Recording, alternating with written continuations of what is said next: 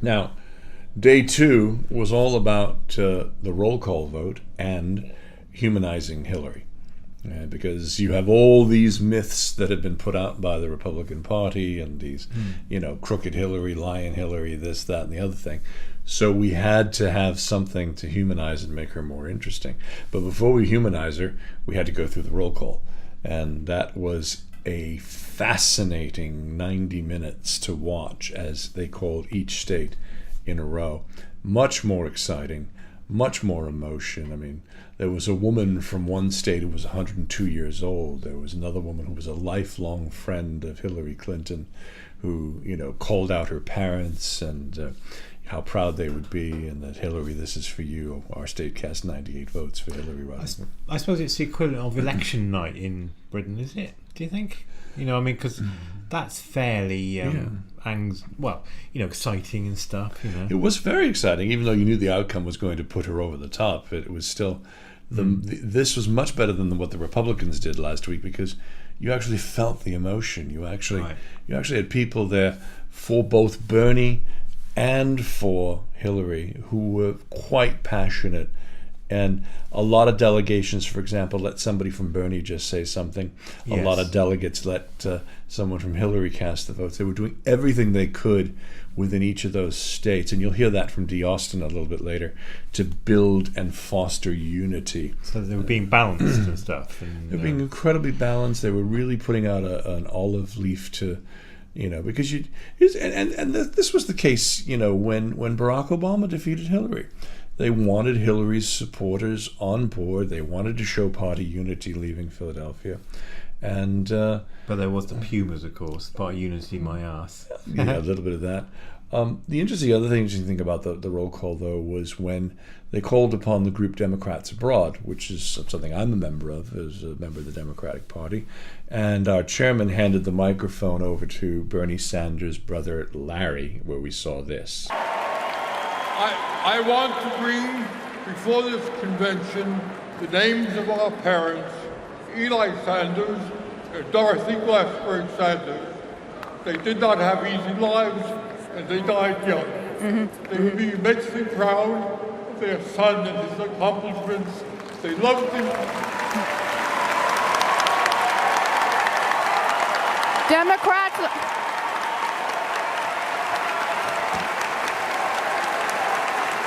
They loved the New Deal of Franklin Roosevelt, and would be especially proud that Bernard is renewing that vision. It is with enormous pride that I cast my vote for Bernie Sanders.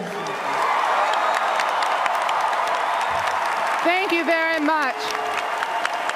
Democrats Abroad, you have cast 7 votes for Secretary Clinton and 10 votes for Senator Sanders. Just an incredibly emotional moment. Again, another one of those moments where you're sitting there and you're thinking, gosh, this is really a very healing sort of opportunity. I mean, Bernie was crying there, actually, wasn't he? He really was. He was very emotional. I mean, and who wouldn't be? I mean, if you're mentioning...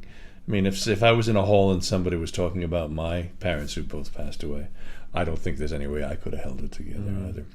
And then there was the moment that the entire hall crumbled, and that's when Bernie did this.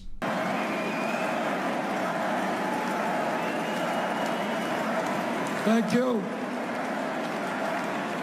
Madam Chair, I move that the convention suspend the procedural rules. I move that all votes cast by delegates be reflected in the official record, and I move that Hillary Clinton be selected as the nominee of the Democratic Party for President of the United States. So you can see that, I mean, they really wanted to have a unified convention, a unified party leaving. As far as humanizing Hillary, there was this incredible moment where there were lots of these breaking through the glass ceiling videos, and most people talked about her lifelong focus on children's and women's issues. At one point in time, the speakers included the mothers of Black Lives Matter. These are all women who had lost a child to the senseless police violence. Trayvon Martin's mother was there, as were several others. There was another who spoke to her, both her humanity as well as her ability. Madeleine Albright, the former Secretary of State whom she replaced, was also there talking about. She was appointed by Bill, wasn't That's it? right. She was appointed by Bill, yeah. But she was the last, and she wasn't the last either. Condoleezza Rice was. So forget about that. I don't know what I'm talking about. But she was there talking about, being Secretary of State and how Hillary focused so much on women's issues and in developing nations and why that was important. And then the keynote speaker that night was Bill with his love story of how they met and where they went from there. So it was pretty ballsy. I mean, he never mentioned 1998 or the Lewinsky affair. He was really. I mean, that comes to mind for a lot of people, doesn't it? Well, he walked a very fine line. But, as Caroli will tell you, when she does in her interview, there is the power of forgiveness. And, and Hillary's to be, I think, in some respects applauded for handling her affairs privately. And you should play Stand By Your Man during this. I'm not going to do that now.